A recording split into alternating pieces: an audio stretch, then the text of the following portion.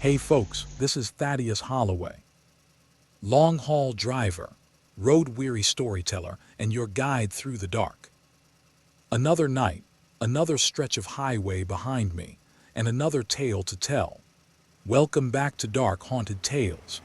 So kick back, turn down the lights, and let's see if you keep your eyes on the road, or on the shadows beside it. First story, Fear in the Red Kraken. My name is Sam Didier, and I live in a little fishing village near New Orleans, where the sea is so clear that sometimes it seems like the sky is reflected in it. From a young age, I grew up listening to the stories my grandfather, John Didier Sr., used to tell me. He was a serious man, one of those who didn't talk much, but when he did, everyone paid attention. No one in the town spoke to him because of what had happened to him, and it didn't seem to bother him. "If I have my family, I don't need anyone else," he would say, although in reality, his group of loyal friends often visited him. My grandfather told me that when he was young, he was part of the crew of the Red Kraken, a fishing boat that was famous in the region.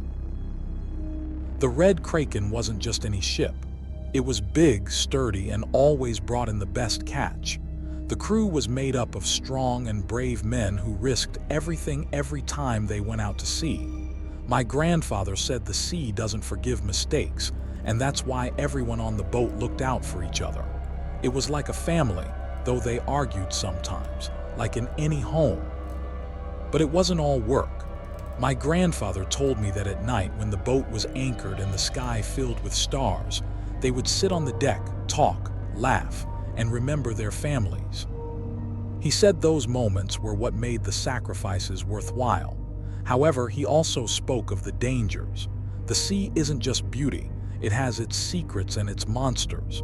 And I'm not talking about big fish, no. I'm talking about things that can't even be explained. One of those stories, the one that left the biggest mark on me, was about the night everything changed for the Red Kraken. My grandfather didn't tell it often because it brought back too many painful memories. But when he did, his voice became serious and his eyes seemed to look at something only he could see. That night, the Red Kraken ventured into the open sea as always. But what happened afterward, no one in the village could ever forget. And although my grandfather always said he was the only one who survived, he also made it clear that what happened that night wasn't the work of men. It was something bigger, darker, something he himself couldn't fully understand. The night everything changed began like any other night, or at least that's what the men of the Red Kraken thought.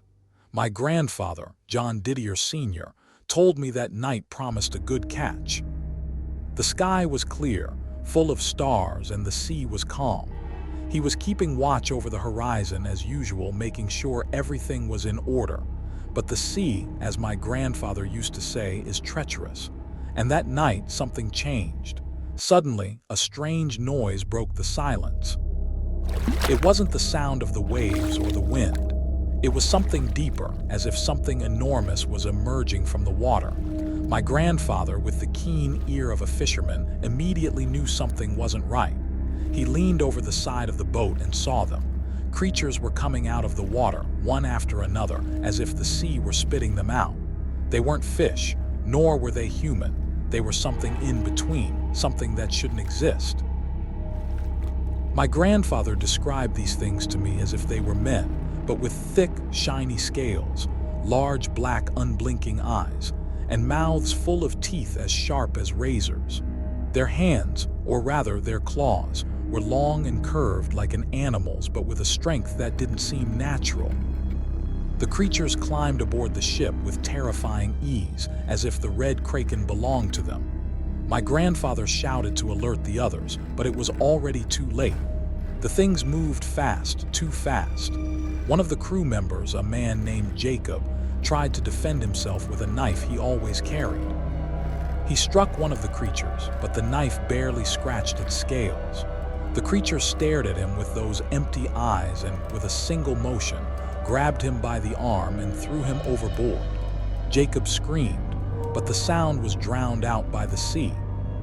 Chaos took over the ship. The men screamed, ran, and tried to defend themselves with whatever they had on hand, hooks, knives, sticks, but nothing worked. The creatures were too strong, too fast. My grandfather told me that one of his companions, a young man named Tony, tried to hide in the hold, but the creatures found him. They dragged him out while he kicked and begged for his life. My grandfather tried to help him, but one of the creatures hit him with such force that it knocked him to the ground. By the time he got up, Tony was gone. All that remained were large red stains and claw marks in the wood.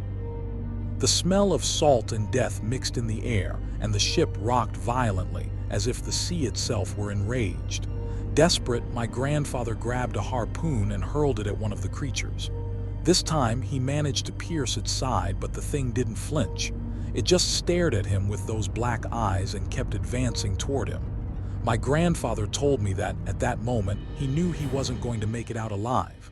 But then, something happened. The creatures suddenly stopped, not all of them, but most of them. They froze as if listening to something. My grandfather didn't know what it was, but he wasn't about to wait to find out. He ran to the captain's cabin, where there was an old rifle they always kept just in case. He grabbed it, aimed at one of the creatures, and fired. The sound of the shot echoed through the night, and the creature fell to the ground writhing. That seemed to enrage the others. They lunged at him with a fury my grandfather had never seen before. But as they were hit by bullets, several of them fell badly wounded. That scared them off, and little by little, they began returning to the sea, not without first taking the bodies of their prey.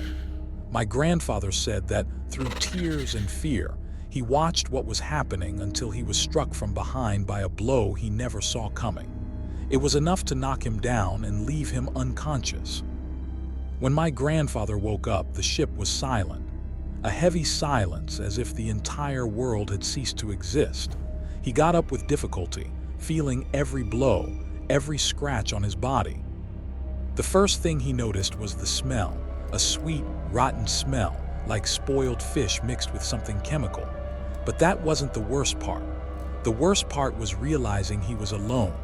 There was no trace of his companions, only their belongings scattered around, a cap, a water bottle, a shoe, and the claw marks everywhere, on the walls, on the floor, even on the mast. It was as if the creatures had left their signature, as if they wanted it to be known that they had been there. For 3 days of confusion, my grandfather somehow managed to return to shore. He himself told me that when he finally saw the shore, he felt immense relief, but also a fear he couldn't explain. Not only was he injured with cuts and bruises all over his body, but he was also dehydrated and on the verge of collapse. The only thing that kept him going was the need to tell what had happened, to warn everyone about what he had seen. But when he arrived in town, things didn't go as he expected. People greeted him with distrustful looks and whispers. How was it possible that he was the only one who returned? Where were the others? The questions came quickly, and with them, accusations. Some said my grandfather had killed his companions in a fit of madness. Others, the more superstitious ones, claimed he had made a pact with the devil or with something worse. The authorities soon arrived. They boarded the Red Kraken to inspect it, and what they found left them speechless. The ship was covered in a slimy substance that my grandfather had already seen, but that no one else could explain. It was sticky, greenish in color, and smelled rotten, like spoiled fish mixed with something chemical. Moreover, the claw marks on the deck were impossible to ignore. They were deep, as if something with superhuman strength had made them. It was impossible that my grandfather could have caused them alone. But the strangest thing of all was the nets. They were full of fish, but they weren't normal fish. They were large, deformed, with eyes that looked human and mouths full of sharp teeth. Some were still moving as if they were dying. The older fishermen in the village swore they had never seen anything like it, and that those fish didn't belong in our waters. The doctor treated him as best as he could, but the wounds were too severe. Several days passed before my grandfather could recount his version of events. When he did, no one believed him. They were creatures, he insisted, creatures that emerged from the sea and took everyone. But the authorities couldn't accept that. Creatures. Did they really expect people to believe something so far-fetched? To them, the most logical explanation was that my grandfather had killed his companions and made up that story to cover his guilt. However, there was a problem: the evidence. How could one man have caused so much damage to the ship, the claw marks, the slimy substance, the deformed fish? None of it fit with the theory that my grandfather was responsible. But since they had no other explanation, they decided to file it as an unsolved case. Although he wasn't formally accused, the shadow of doubt followed him everywhere. The townspeople started avoiding him, looking at him askance, whispering when he passed. My grandfather, once a respected man, became an outcast. But the worst part wasn't that. The worst part was that at night, when everything was silent, my grandfather would wake up screaming and crying. He swore he heard noises coming from the sea as if something were calling him. And sometimes, when he looked out the window, he claimed to see shadows, shadows that didn't belong to this world.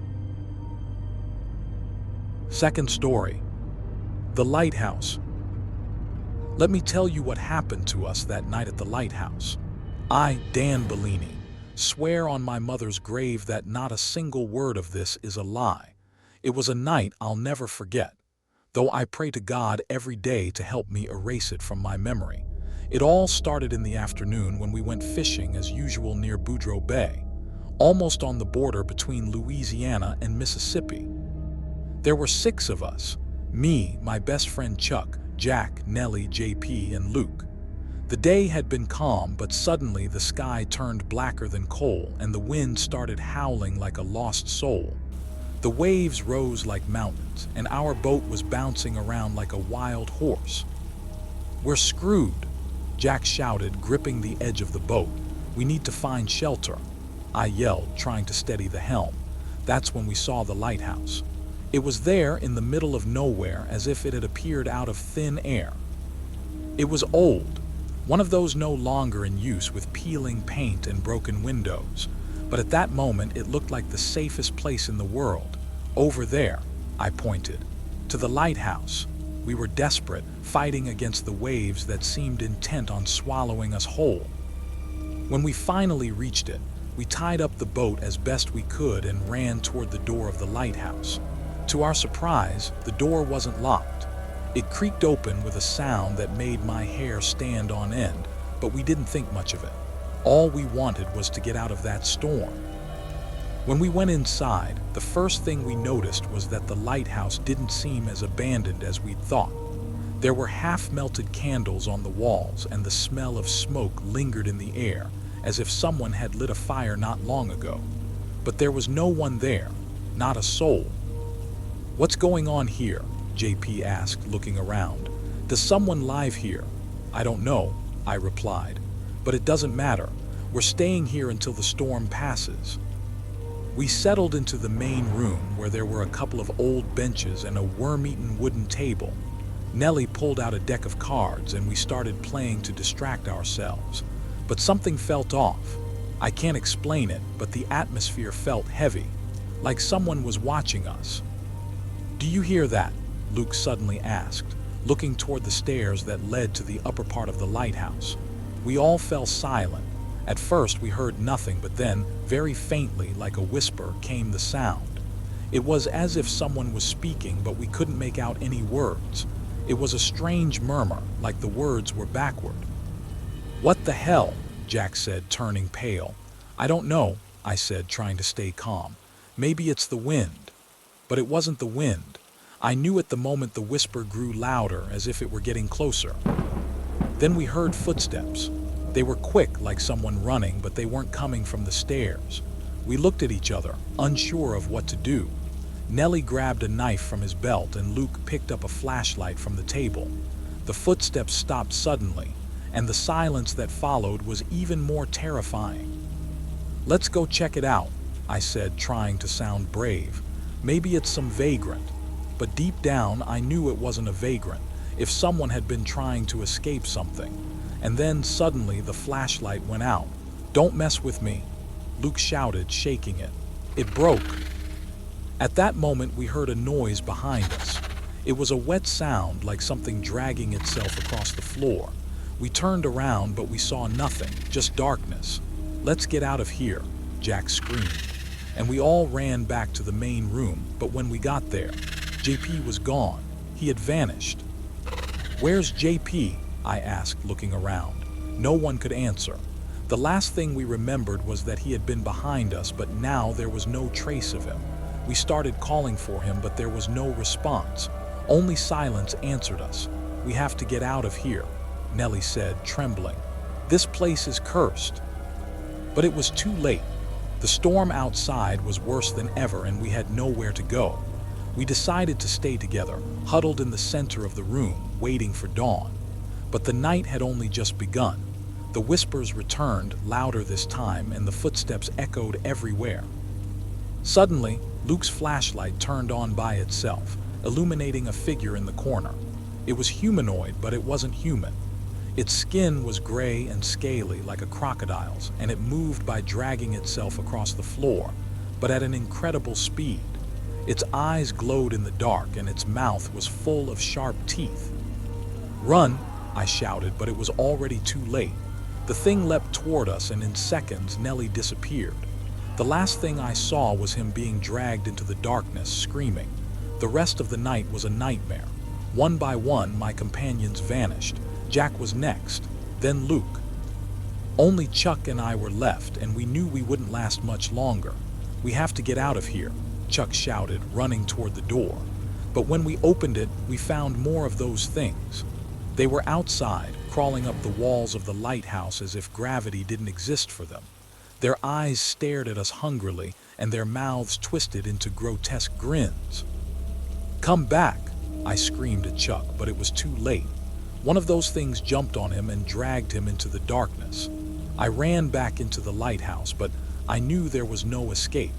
Those things were everywhere. In the end, I managed to hide in a room on the top floor of the lighthouse. I locked myself in and stayed there, trembling, listening to the whispers and footsteps outside. Somehow, I survived until dawn. When the sun came up, the creatures disappeared, and I ran out of the lighthouse without looking back. I never returned to that place, and I never found out what happened to my companions. I only know that the lighthouse is cursed, and those things are still there, waiting for their next victim. So listen up. If you ever see an abandoned lighthouse in the middle of a storm, don't go near it. You never know what might be waiting inside.